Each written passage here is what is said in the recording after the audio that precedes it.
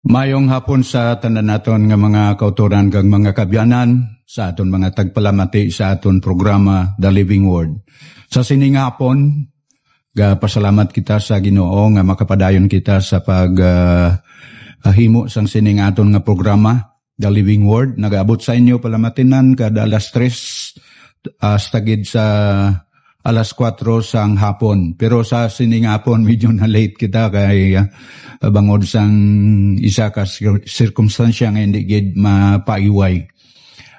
So sa sining hapon at least tagapasalamat kita sa Dios nga mapadayon naton ang aton The Living Word radio broadcast. Kag sa sining hapon inipagyapon ang inyong abyan sa kahanginan Pastor Peter M. Arabulario sang Malay Gospel Baptist Church sa Cubay Sur, Malay, Aklan. Kag sa siningation sa aton pagpadayon, before kita tamyaw sa aton nga mga kauturan nga nagapamati kag nagatanaw via live streaming, sa siningapon magaumpisa kita sa pagpalapit sa Ginoo sa isa ka pagpangamuyo.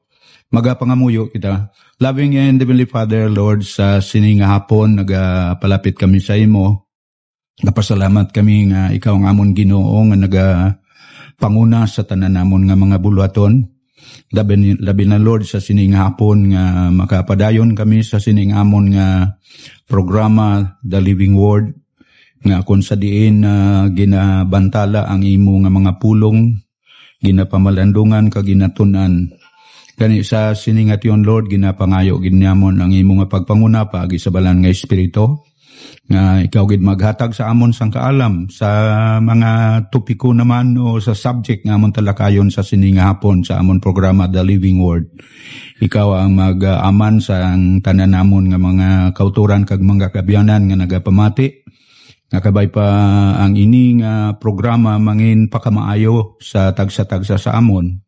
Labaw sa tanan nga ikaw nga amon mapadunggan bangod every time nga ginatudlo namon kag ginapamalandungan ang imo pulong, ikaw man mismo ang nagpahayag sa amon from your word nga maangko namon ang pagpakamaayo kag maangko namon ang mga kamatuoran nga ma-apply namon kag magamit namon sa amon pagpangabuhi.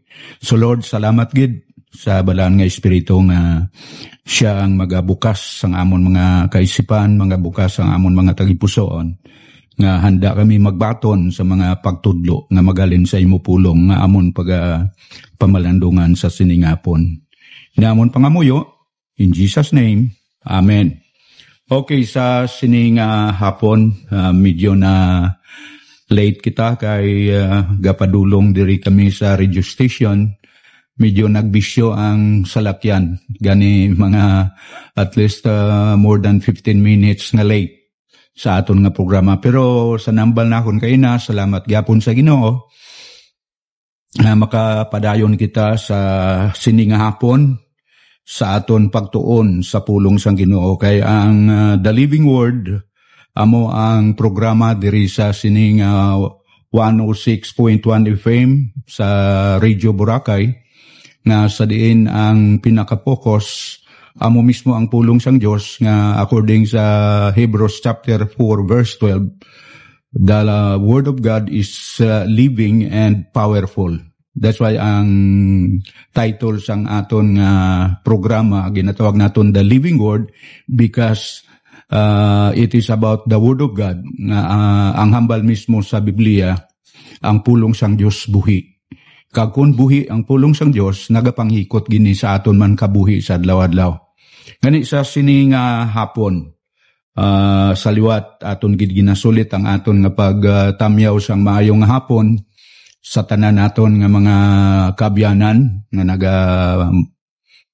o pakigupod sa aton programa The Living Word, kag labi na sa aton nga mga kauturan sa Ginoo. Mga kauturan naton sa iba-iba nga mga simbahan, labi na diri sa banwa sang Malay, kag bisan pa sa tanan nga mga kasimbahanan nga kutob maabot sang aton nga programa sa mga kauturan nga nagapakigupod sa aton programa. So sa siningapon, ang aton pagatun-an kag ang title sang aton diri pagatalakayon is about man's greatest need. man's greatest need. Ang pinakadako nga kinanglanon sang tao. So, nagakulugan nga hatagan gid naton isang focus, hatagan naton isang madaluman nga pagtalupangod, kay nanungod gini sa aton nga kinanglanon. Kag hindi lang basta kinanglanon, kundi dako gid nga kinanglanon, man's greatest need. Kag ang aton diri nga pagakuan sang aton nga pagtuon o pagpamalandong amo ang ginsulat ni Apostol Juan, one of the gospel writers. Gani kung maghambal kita gospel writers, apat sila, no? Matthew, Mark, Luke, and John. Sila ang nag-record, sila ang nagsulat na nungod sang kabuhi ni Kristo Jesus, sang pagkari ni Kristo Jesus sa sininga kalibutan. Gani ginatawag ang ining the four books of the New Testament, the Gospels. When you see the Gospels, ang maayong balita.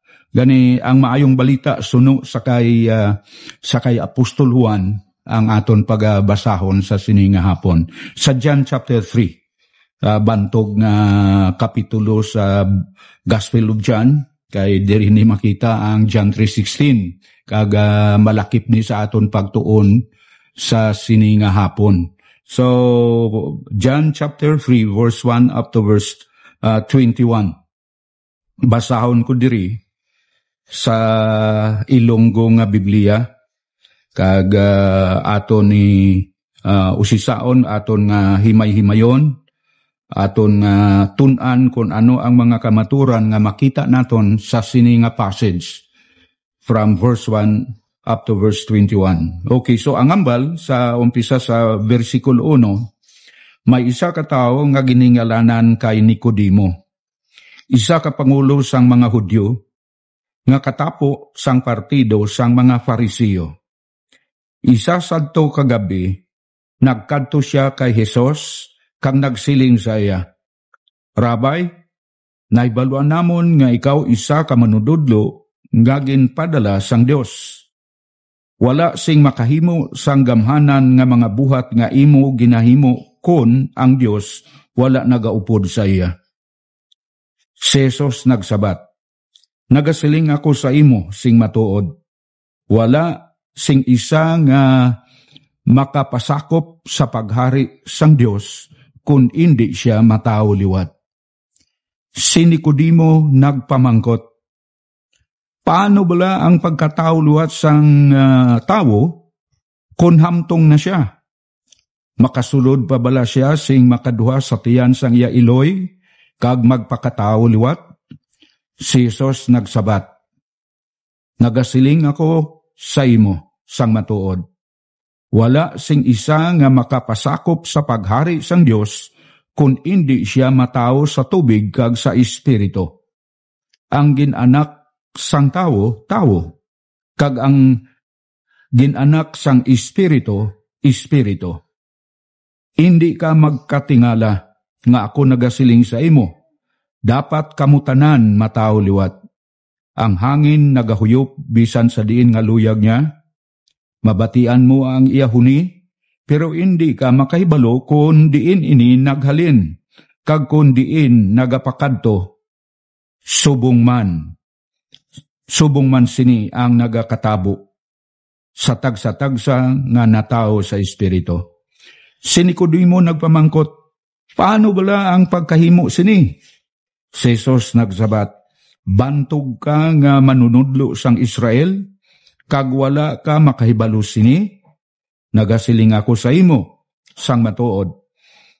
Naghambal kami sang amon nahibaluan, kag nagasugid sang amon nakitaan, pero wala gid sing isa sa inyo nga nagapati sang amon ginsiling.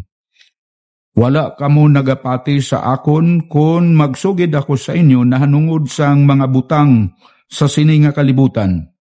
Gani, paano abi ang pagtuon ninyo sa akon kung sugiran ko kamo na hanungod sang mga butang nga langit nun? Kag wala sing bisan isa nga nakasaka sa langit, luwas lamang sa anak sang tawo nga nagpanaog halin sa langit. Subo nga si Moises, Nagbayaw sang manog nga saway sa isa ka tukon dito sa disyerto, sa amuman nga bagay, dapat pagabayawon ang anak sang tao. Agod nga ang tagsa-tagsa nga magtuo saya, may kabuhi nga wala sing katapusan.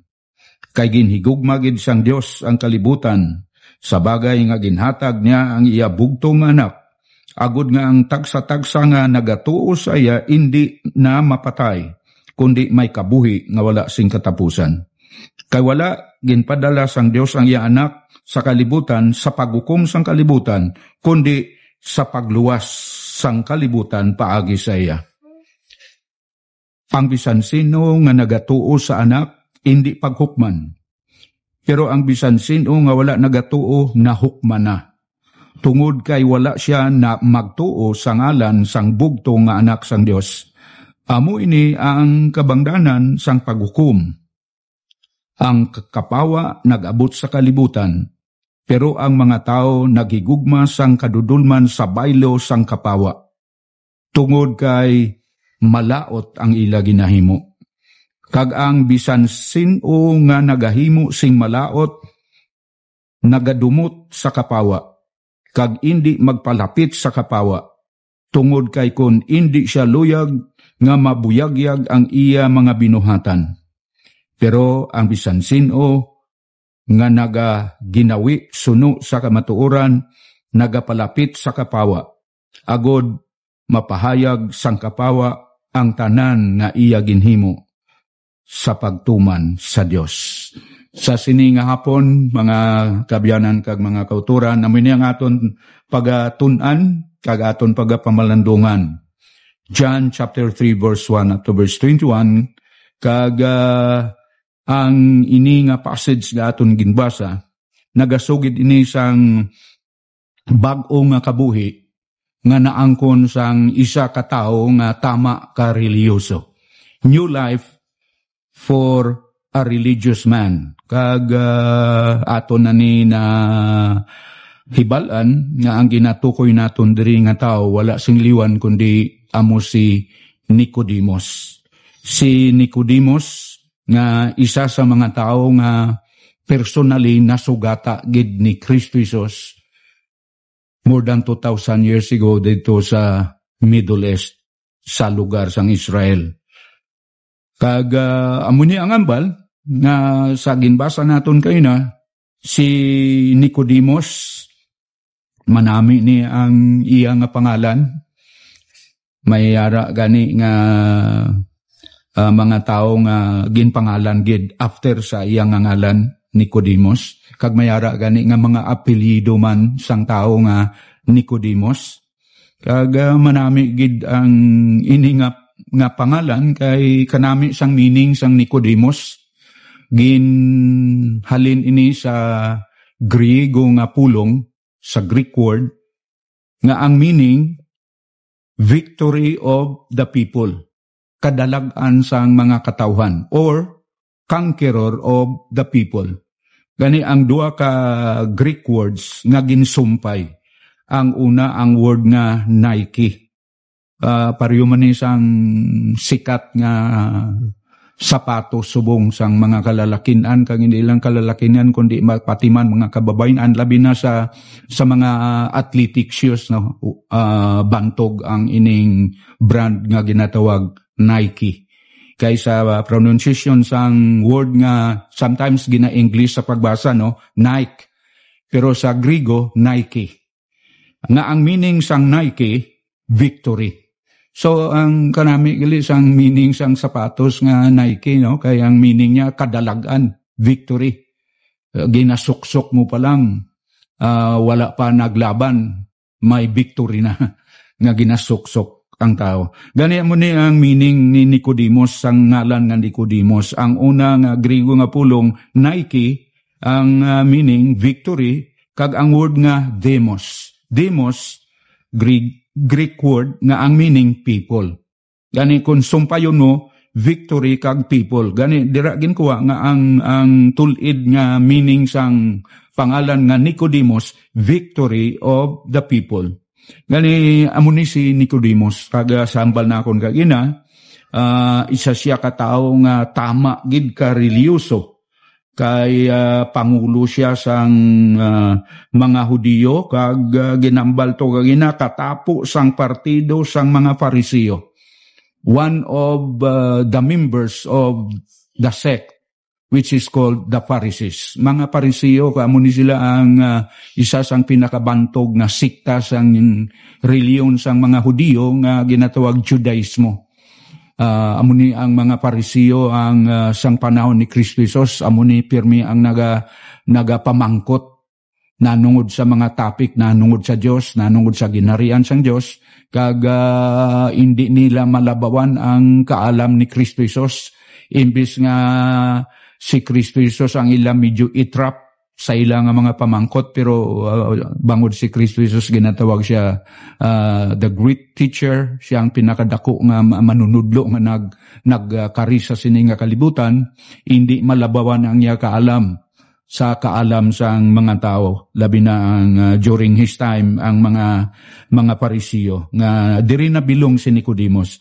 Gani muni ang kamaturan nga makita naton sa sini nga hapon nga si Nicodemos, he was a very religious man, kay leader siya sang mga Hudiyo, kag membro pa siya sang isa ka sikta sang Judaismo nga amo ang Pharisees. Kag makita naton nga bisan pa sa sining panag-on, amo man ang nagakatabo, not only during the time of Jesus but even at our times, no? Sa aton panag-on subong, many have religion but not spiritual reality. Damo sa mga tao nga may reliyon pero wala sang ginatawag nga spiritual reality. Ang putsilingon sang spiritual reality, wala sang spirituanon nga kamatuoran kay sanguso lang, no, kung sa Tagalog pa. Saba lang, nagahambal nga nagapati kag nagatuo sa Dios. Pero when it comes sa buhat, hindi makita ang realidad sang gina-claim nga may relasyon sa kay Kristo Jesus o kung nagatuo sa Dios. Ngani mo ni nga masiling naton, many have religion but not spiritual reality. And many have a form of godliness but not faith. Madamo sa mga katuan subong nga may porma lang sang pagka-Diyos doon. Many people have forms of godliness but not faith. Sa tutuod lang nga definition sang word nga faith sa Bible, ang mga tao nga masambal naton may form of godliness because sa reliyon nanda nga napasukan, pero ang kamaturan wala gid sang realidad sang ginatawag nga pagtuo. Many have a form of godliness but not faith. Gani diri makita naton nga sa aton ni ginbasa kagina sa sini nga ginsulat ni Apostol Juan in the text that we have read, no, diri makita naton nga may isa ka tawo nga religious nga nakatuon, nakamulalong o nakahangop sang ginatawag nga bag-o nga kabuhi. That's why in this text that we have just read, it speaks about a religious man who learns about new life. That's why may isa ka bantog nga preacher, kag ayan ang mga kautoran naton nakakilala sini, nakabangod na basahan nila ang biography sang sini nga bantog nga preacher sang mga panag-on nga ang maayong balita naglapnag na sa iba-ibang bahin sang kalibutan, labi na dito sa lugar sang Inglaterra, sa lugar sang Europe, nakaabot ang gospel. Kag isa diri nga gingamit amuning preacher nga sikat nga ang pangalan niya si John Wesley. Isa to ka tion, may isa ka Christian man, isa ka member sang church ang nagpamangkot sa iya. Ginpamangkot siya, Preacher John Wesley, why is it nga sakada mo wali, sakada mo sermon sa sulod sang simbahan o sagwa sang simbahan, Why is it nga pirmi mo gid ginatudlo ang about sa pagka-born again? That's why muni nga sa siningapon, why Wesley preach often on being born again. Nga amo gining pinaka-paborito nga topic pirmi nga ginatudlo ka ginawali ni John Wesley. Kabalo ka mo kung anong sabat ni John Wesley? Ang sabat niya, sa sadto nga nagpamangkot, sila niya, because you must be born again. So ang sabat ni John Wesley sa pamangkot, Mr. Wesley, why is it that you are always preaching about being born again? So the answer of John Wesley is that because you must be born again. Kani nagawulugan, importante gali ni. Amuning makita naton nga sa sining hapon sa aton nga pagtalakay sa sining passage about this man Nicodemus. Diri naton matun-an kag diri naton makilala ang pinakadako nga kinanglanon sang tao sa bilog nga kalibutan. Man's greatest need. Kag ini amo ang ginhambal ni Kristo Jesus sa kay Nicodemus. You must be born again. Gani aton diri talupang don kung ano bala ang mga makita naton sa sininga passage. Una gid from verse 1 up to verse 2, makita naton diri ang kamaturan about Nicodemus and his need. Si Nicodemus kagang iya nga kinahanglanon. Muna nga ang verse 1 up to verse 2, sulito na kundi basa ang hambal, may isa ka tao nga ginhingalanan kay Nicodemo, isa ka pangulo sang mga Hudyo, nga katapo sang partido sang mga Parisiyo. Isa sadto kagabi, nagkadto siya kay Jesus, kag nagsiling sa iya, Rabay, naibaluan namon nga ikaw, isa ka manunudlo, nga ginpadala sang Dios. Bangod wala sing makahimo sang gamhanan nga mga buhat nga imo ginhimo kun ang Dios wala nagaupod sa iya. Gani ang ini nga passage, ang ini nga verse 1 up to verse 3, kay sa verse 3 naghambal nga si Jesus nagsabat, nagasiling ako sa imo sang matuod, wala sing isa nga makapasakop sa paghari sang Dios kung hindi siya matao liwat. No man can enter the kingdom of God kung hindi siya matao liwat. That's why ang una gid nga kamaturan nga makita naton sa sini nga aton nga pagtuon, Nicodemus in his need. Nagkadto si Nicodemus sa kay Kristo Jesus, tion sang kagabihon, even though nga ang hambal, he was a ruler of the Jews, a ruler of the Jewish people, isa ka bantog nga tao, masiling naton maalam ni siya kay ruler ang iya nga nga title, ruler of the Jews. Manugdumala sa mga reliyoso nga mga katawan nga ang mga Hudiyo.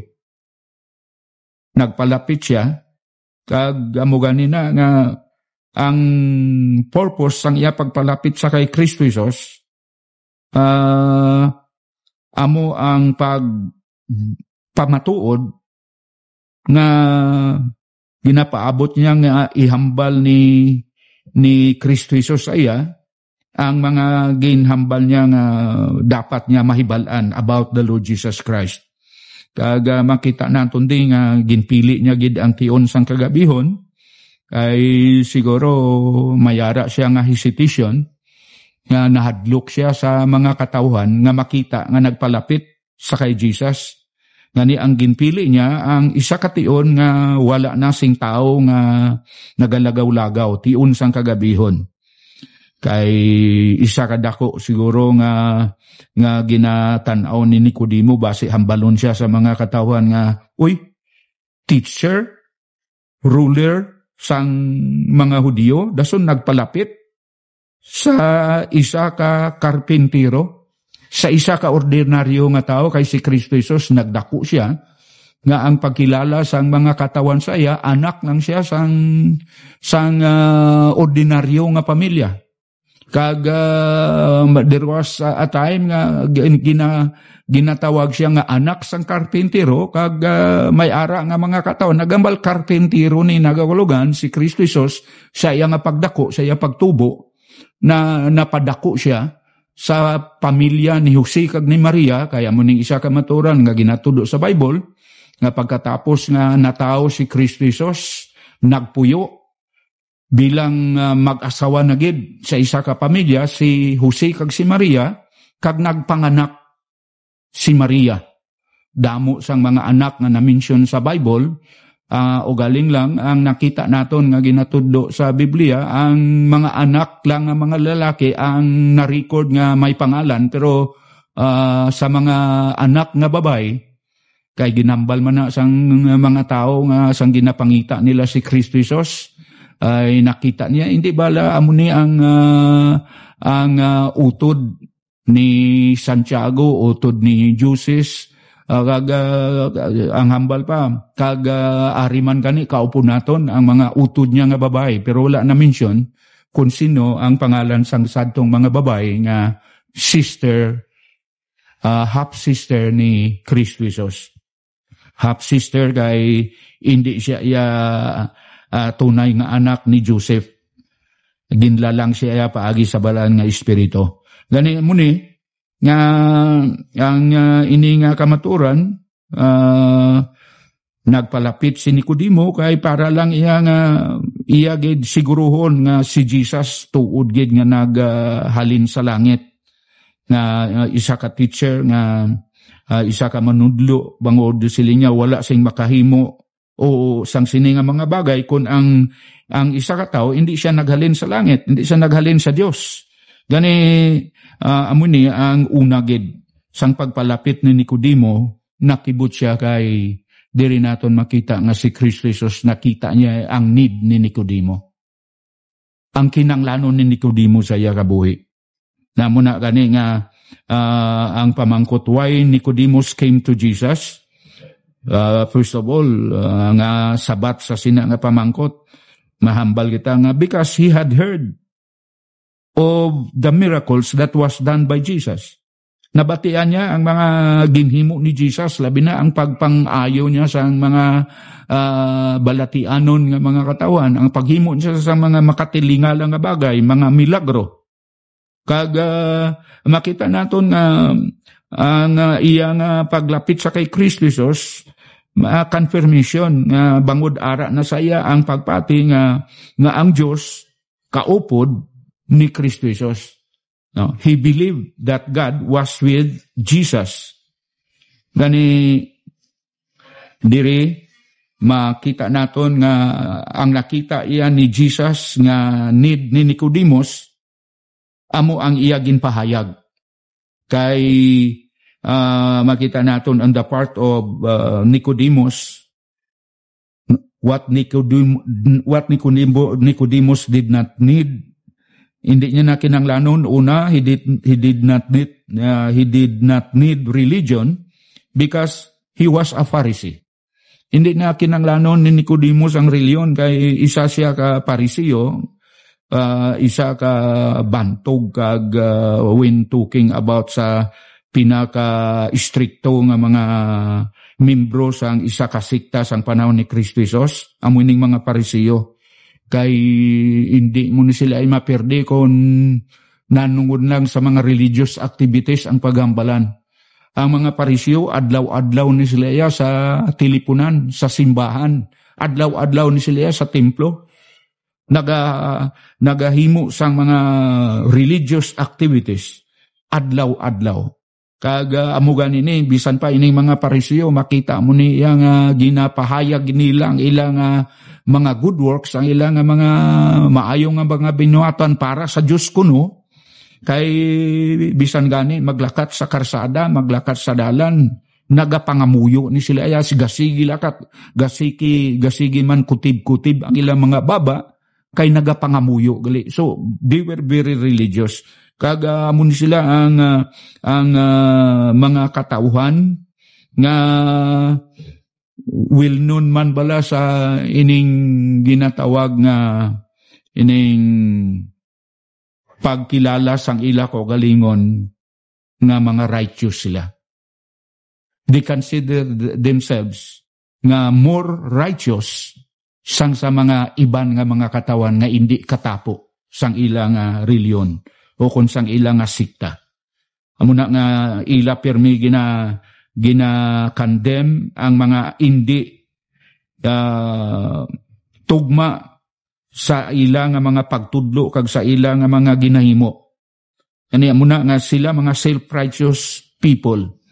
Kag amo ni ang isa sa mga kamatuoran nga makita naton during the time of the Lord Jesus Christ. Amo man ni ang mga grupo sa mga katawan nga naakig sa iya kay sabdong kag rebuke ni Jesus ang ila mga tiko nga mga practices, ang ila tiko nga mga pagkilala about sa godliness. Kani amo ni nga ang pamangkot, why Nicodemus came to Jesus? Because he had heard of his many miracles. He believed God was with him. And what Nicodemus did not need is that, first of all, he did not need religion because he was a Pharisee. He did not need acclaim. He did not need masiling naton fame or acclamation nga ginatawag because ang hambal, he was already a ruler of the Jewish people. Kag, in spite of the fact na mo ni ang kaimtangan ni Nicodemus, isa ka kamaturan nga madugay na siya sa sining posisyon, ruler of the Jews, member of the Pharisees, kag isa siya ka taong masiling naton with influence sa komunidad, pero diri makita naton sa English, he did not recognize his real need until he was with Jesus. Kani kamatuoran ni nga nagakatabo man bisan pa ma-apply naton ni ma-relate naton ang aton kaugalingon sa sining hapon nga without the Lord Jesus Christ, kung hindi kita maglapit sa iya, hindi naton ma-recognize kung ano ang pinakatunay naton nga kinanglanon. No? That's why on the part of Nicodemus, he did not recognize his real need until he was with Jesus. Gani tama ginman nga sa iya pagpalapit sa kay Jesus, when he was with Jesus, didto nahibalan niya nga hindi gali bastante ang iya na nga mga acclamation, ang iya na nga mga naangkon nga mga kabantugan sa kabuhi. Muna gani nga siling bala na batayan ko ang isa ka preacher nga nagambal nga kung sa aton abi sa sining nga panagon, si Nicodemus isa sa mga kandidato sa gainang gapili bala nga the 10 most outstanding people in the Philippines. So masiling naton qualified si Nicodemus nga ma-intra sa sina nga qualified people nga may pangalan nga dapat kilalahon kag saluduhan sa mga katawhan when it comes sa kaalam o kung sa mga buluaton sa mga achievements. Gani amo ni isa ka maturan. That's why he did not need acclaim because he was a ruler of the Jews. Muna nga sang pagpalapit nga sa kay Jesus, pagpalapit niya sa kay Kristo Jesus, dito nahibalaan niya nga may kulang gali, may vacuum gali sa iya kabuhi. That's why nakita ini ni Jesus gani ginpresentar sa ina ni Kristo Jesus kung ano ang pinakadako nga kinanglanon ni Nicodemus sa iya kabuhi. And that is, he needed to be born again. Kinanglanon niya nga matao siya liwat. Kag amoy ni ang aton man talupang doon sa sining kapunon sa aton diri nga pagpamalandong nga labi na sa aton mga kabyanan nga nagapamati sa sining hapon sa aton programa. kung may pinakadako pa nga kinanglanon ang tao sa iya kabuhi sa sini nga panagon. That is being born again.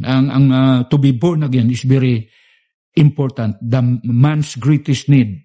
Amo nga ang tanan nga tao dapat matao liwat. Nakita ini ni Kristo Jesus sa kabuhi ni Nicodemus that in spite of being influential, being intellectual person ito, si Nicodemus, ruler of the Jews siya, influential, pagkatapos very religious, maalam, dawalos ang tanan nga mga bagay, ara na saya, pero makita naton nga ang pinakakalang sang iya kabuhi, ang pinakakulang sang iya kabuhi, amo ang pagpakatao liwat. Gani sang ginhambal ni Kristo Jesus ang dako nga declaration nga dapat masayran sang bilog nga kalibutan nga hambal ni Jesus, you must be born again. Except a man be born again, he cannot enter the kingdom of God. Kung ang isa ka tawo hindi matao luwat, hindi gid siya makapasok sa ginarian sang Dios. Hindi gid siya maharian sang Ginoo sa iya kabuhi. Gani amoy ni nga ining word, ang hambal bala sa English inang word nga must, nagakulugan kinanglanon gid. You must be born again. Kay kung hindi matao liwat, muna nga ang hambal, ang mga tao nga wala pa naka-experience ang being born again, amuning mga pinaka masiling naton makaluluoy nga tao sa sining nga kalibutan kay amunang hambal man ni Jesus. Si Kristo mismo ang nangambal no sa Mark 8:36, what shall it profit a man if he shall gain the whole world but lose his own soul? Ano ang mapulos ang isa ka tawo nga bisan maangkon niya ang bilog nga kamanggaran sang bilog nga kalibutan kung hindi siya maborn again? What shall it profit a man if he shall gain the whole world but lose his own soul? Ano ang maangkon sang isa ka tawo nga bisan maangkon niya ang tanan nga kamanggaran sang kalibutan kung madula niya ang iya kalag? Paano madula sang isa ka tawo ang iya kalag? Ang silingon sining lost his own soul, nga kung ang kalag sang isa ka tawo magkadto sa impyerno, kalugihan gina.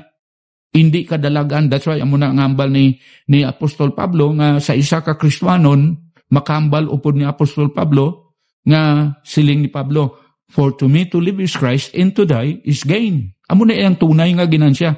Kay ano ang mapulos mo kung dito man lang iya ang kalag mo magakadto sa impyerno? Gani amuning kamaturan nga hindi pa halos nahangpan sang madamo nga mga katawan.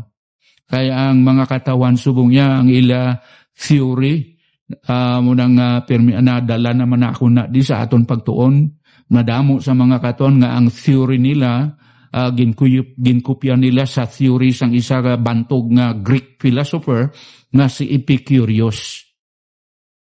Ang theory ni Epicurus inang hambal niya, eat, drink, and be merry, for tomorrow you die. Magkaon, magkalipay, mag-enjoy, magkinasadya, kay ang hambal, kay pagkabuas, patay ka na.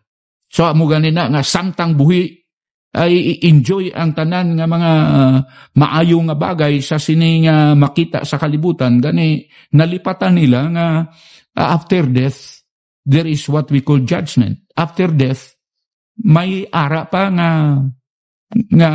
sitwasyon sang kabuhi sang tao nga masugata niya pagkatapos ang kamatayon. Gani mo ning isa ka maturan nga makita naton nga salamat nga sa sining aton pamalandong ginpahayag diri nga ang pinakadako nga kinanglanon sang tao sang tanan nga mga katawan sini nga kalibutan, amo ang ginhambal ni Jesus sa kay Nicodemus, you must be born again.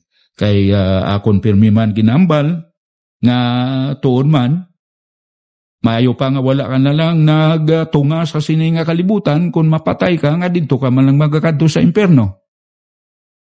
Gani muning importante da muning pinaka reason why we have Christmas every December. Nga aga celebrate kita sang Christmas because of this truth.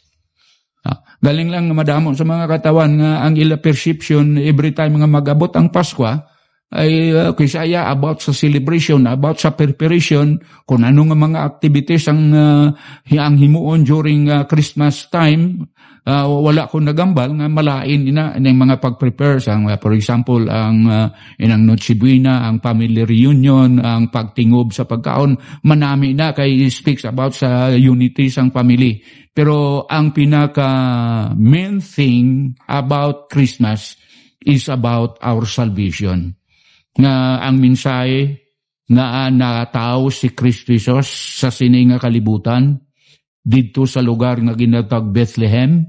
Natao siya kay dira naton mahibalaan sa Luke 9:10 nga ang hambal, for the Son of Man is come. So that is Christmas. The Son of Man is the Lord Jesus Christ. According to the Bible, the teaching of the Bible, the teaching of God's Word, nga si Kristo Jesus Diyos siya.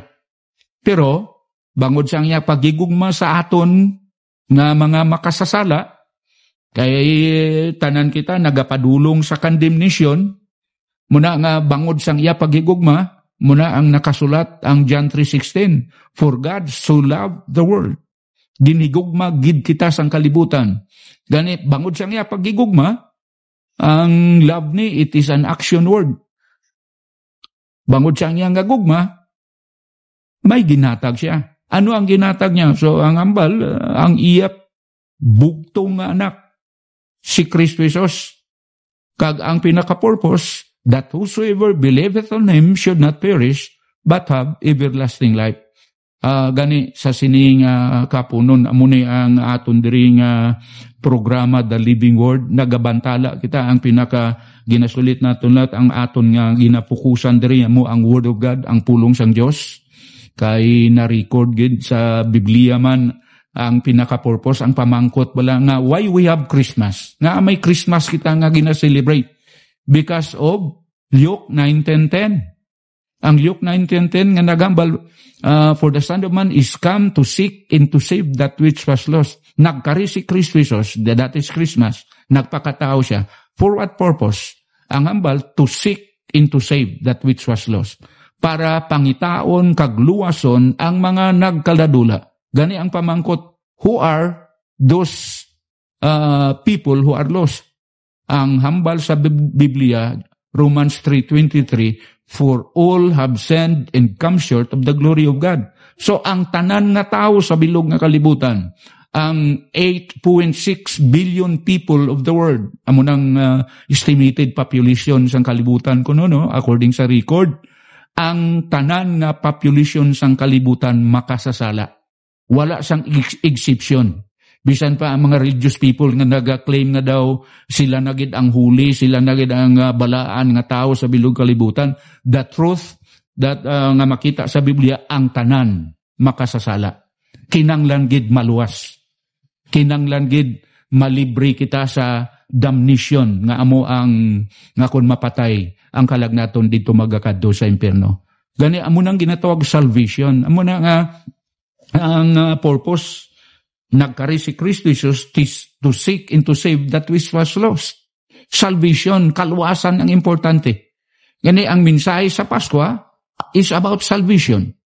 Muna nga ambal na kon, manami man na, may gift ka, may mga Christmas event, may mga Christmas happenings, may mga party, Christmas party, naga-enjoy.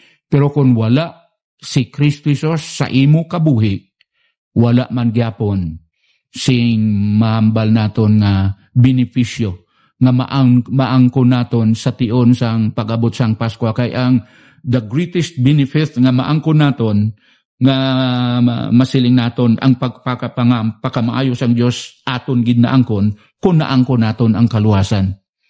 Kag amo ni nga baliko naton si Nicodemus sang ginhambal ni Kristo Jesus, you must be born again. In spite of his being intelligent, in spite of his being intellectual, may reliyon man siya, reliyoso siya nga tao, pero wala niya naintindihan ang ginhambal.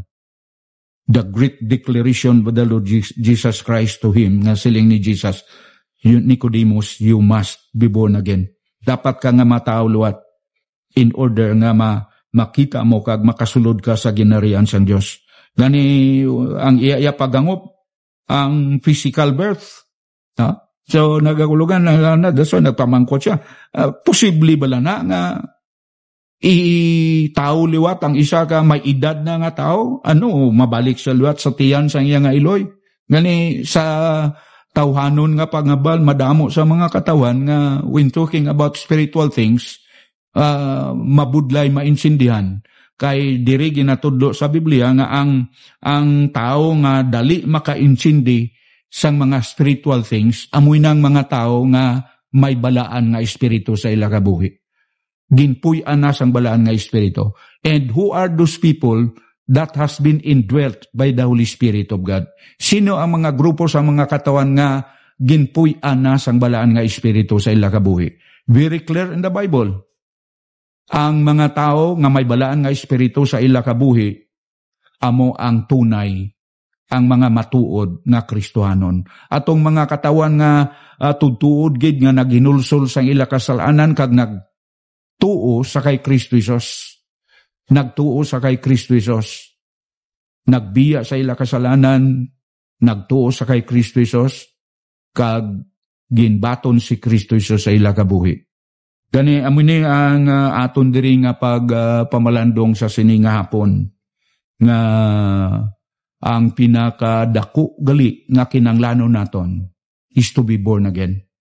So ang hambal diri ang verse 3 up to verse 7, diri makita naton ang nanungod sa strange statement that was spoken by the Lord Jesus Christ to Nicodemus.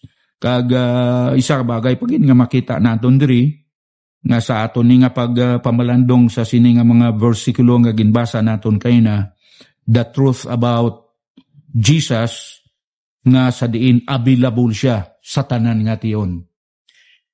Jesus was available even at night time. Nga makita naton nagpalapit si Nicodemus sa tiyon sang kagabihon, diri na aton makita nga si Kristo Jesus available. He is 24/7. Kagkon maglapit kita sa iya, masins naton ang aton nga kinanglanon. Makita naton ang pinakadakong nga kinanglanon sang aton kabuhi. Diri makita naton isa ka maturan that Jesus was never too tired or busy for people.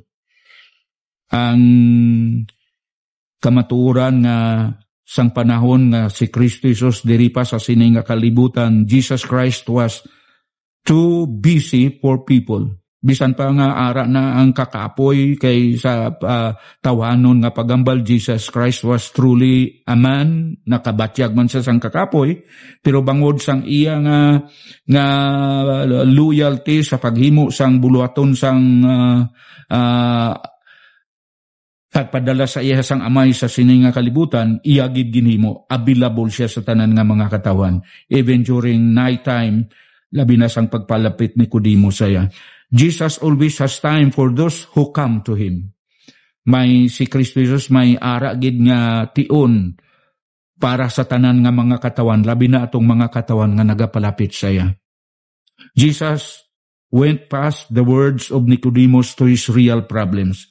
Nakita diri ni Jesus ang pinakadako nga kinanglanon ni Nicodemus. Kag amo ni nga sa sini nga hapon, amo man ni ang aton nga ma-apply sa aton programa ni nga The Living Word. Kung nga ang mayari nga programa sa aton nga Radio Boracay 106.1 FM nga ang title The Living Word, bangod amoy ning pinaka-purpose. Amoy na ang pinaka-tinutuyo nga ginabantala naton ang nanungod sa pinakadako nga kinanglanon sang tao, kag ina amo ang kaluwasan. Kaluwasan ang pinakadako nga kinanglano naton sini nga panagon. Sulito naton, hambal ni Jesus, what shall it profit a man if he shall gain the whole world but lost his own soul? San maangkon mo ang tanan nga kamanggaran sini nga kalibutan, muna nga bangod sa kamanggaran nga ginandom sang madamo nga mga tao, damo ang kabuhi nga naguba. For example lang, sa nagakatabo subong sa aton nga bansang Pilipinas, no? Bangod ang sobra nga paghamkon, ang sobra nga handom sa pagtipon sang madamo nga kamanggaran, kay laom sa mga tao nga sa mga kamanggaran, dira na ang fulfillment sang kabuhi. Pero we must take note, because of our being sinful, bangod sang sala ngayari sa aton kabuhi, ay ang greediness, ang selfishness yara ginaya. Bisan pa nga natipon na nimo ang madamo nga mga bagay sa sini nga kalibutan, ara na ang kwarta, ara na ang luxurious life, pero ang kamaturan, kulang yapon ang aton kabuhi. Mayara nga vacuum sa aton kabuhi nga dapat fill upan, agud to nga ma-fill upan nina, mangin kumplito na aton kabuhi. Sino ang right person nga maga-fill up sang vacuum sang aton kabuhi? The vacuum of our lives. That is the Lord Jesus Christ. Siya ang aton kinanglanon. Muna nga si Haring Solomon, siya mismo ang nagpadumdum sa aton. All is vanities. Na? Ang tanan nga mga butang yari sini nga kalibutan, wala sing mahatagid nga fulfillment sa life sang tao. Vanity. When you say vanity, ining mga bagay nga ginasaligan mo nga makahatag fulfillment sa imo kaboy pagkatapos nga maangkon mo, ara man gyapon ang kasubo. So dira makita naton nga siling ni ni Haring Solomon na kabantugan na angkonan ni Solomon. Money, grabe. Halos tanan nga ginandom sang tao, ara naman tanan sa kay Solomon, pero siya ang nagambal. Ang sa idalom sa langit, ang tanan vanity, kung wala ang Dios sa sintrugid sa aton kabuhi. Ganun mo ni nga sa sining hapon, diri kita sini magatakop sa aton nga programa nga ang pinaka-purpose, labi na sa aton mga kabyanan nga nagapamati. Dapat mo dumdumon, abyan sa sining hapon, kung nga nagkari si Kristo Jesus sa sining nga kalibutan, ina bangod para sa imo. Para sa akon. Para sa aton tanan. Hamaan, nga bangod ang ambal sa Biblia, tanan kita makasasala. And the wages of sin is death. Munang hambal sang balaan nga kasulatan, ang bayad sang aton nga pagkamakasasala amo ang kamatayon. Kamatayon didto sa impyerno. We are under condemnation because of sin. Pero salamat sa kamaturan ginatudo sa Biblia, nagkari si Kristo Jesus. Ginhatag niya ang iyang kabuhi, nagpalansang ito sa krus ng Kalbaryo. Muna ang maayong balita. Si Kristo Jesus nagkari, natao siya, nagtubo, nagdako, kag sang iyang pag-edad sa mga 30 years old, naghimo sa mga buluhaton, nagpangwali, nagtudlo, naghimo sa mga makatilingala nga mga bagay, naghimo sa mga milagro. Pagkatapos, ginlansang siya sa cross, napatay, ginlubong, pero sa sulod sang 3 kadlaw nabanhaw. Kag sang nabanhaw siya, nagkayab sa ibabaw, sa langit, kag naghambal, magabalik kakuluat sa pagkuha sang mga katawan nga napreparahan niya sang lugar dito sa langit. And who are those people? Ang ina nga mga katawan, amo ang ginatawag sa Biblia, sa English, ang word bala nga church. The church.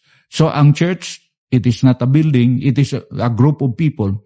So ang church, group of people, nga amo tong mga katawan nga tunay gid nga may relasyon sa Dios bangod ginbato nila, gintuuhan nila si Kristo Jesus bilang ila Ginoo kag ila manluluwa. So amo ni aton mensahe siningapon, abyan kung gusto nyo ang kaluwasan, wala na sing iban pa nga makahatag sa aton sang kaluwasan. Hindi reliyon, hindi good works, hindi ang aton nga mga achievements. Ang kaluwasan, maangko naton paagigid lang sa aton pagtuo, by faith alone. Sa aton lang gid pagtuo sa kay Kristo Jesus. Galing lang, amo nang inatudlo sa Biblia, after receiving the Lord Jesus Christ as our Lord and Savior, what is next? Inang next na hindi na makaluwas, kaya luluwas na kita. We are already saved. Pero after being saved, what is next? So, amo na, nagahimo na kita sang mayad. Nagahimo na kita sa maayong mga lobrahon. Pero wala na ito na ginahimo, nga daw pareho suliton na ito, nga daw nangin ulianon na kita, kaya naluwas na kita. Pagkatapos nga kita nagtuo sa kay Kristo Jesus, pagkatapos nga aton gintuuhan ang ginhimo niya dito sa krus ng Kalbaryo, napatay siya, ginlubong, nabanhaw. Tekon gintuuhan nato na angko na nato ng kaluwasan. Pero ang pinaka-importante man nga samtang ari pa kita sining kalibutan, makita ang ebidensya sang matuod nga pagkalinuwas. Gani muna nga naghatag kita himaya sa aton Ginoo paagi sa aton nga mga ginahimo nga mga maayong lobrahon. Kagamugin man na ang dapat nga ginapaabot man sang aton Ginoo nga after nga kita naluwas, magahimo kita sa mga bagay nga maka-glorify sa iya. Muna nga ang hambal ni Pablo sa 1 Corinthians 10:31, whatsoever you do, whether you eat or drink, do it all for the glory of God. Himuon naton tanan para sa ikaymaya sang Dios, hindi para sa aton pagpabugal. Nga gaobra kita sa mga ulobrahon para ipabugal naton nga daw pareho aton i-challenge sa mga kautan. Hey, look at me. Maayo ako nga tao. Hindi amo na ang purpose. Ang purpose for the glory of God. Para gid lang sa himaya sa Ginoo. So siningapon, abyan, kung wala ka pa kabaton sa kay Kristo Jesus, wala mo pa siya gintuuhan, now is the time to believe on the Lord Jesus Christ. And kung imo na imuon, ang hambal sa Biblia, maluwas ikaw. Maangkon mo na ang kasiguruhan sa kaluwasan. Hindi ka na magakadto sa imperno, magakadto ka na sa langit. So sa liwat, diri kita magatapos, kag salamat liwat nga ang ini nga programa naton diri sa Radio Boracay 106.1 FM, padayon nga ginabantala ang maayong balita. Gani, salamat sa inyo mga kabyanan nga nagapadayon sa pagpamati sa aton programa, kaglabi na sa nagatanaw man sa pagi sa Boracay Malay streaming.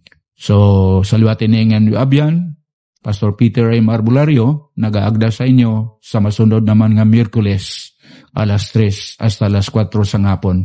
Kag hindi man magkalipat, every Sunday sa aton programa Counseling Time sa radyo.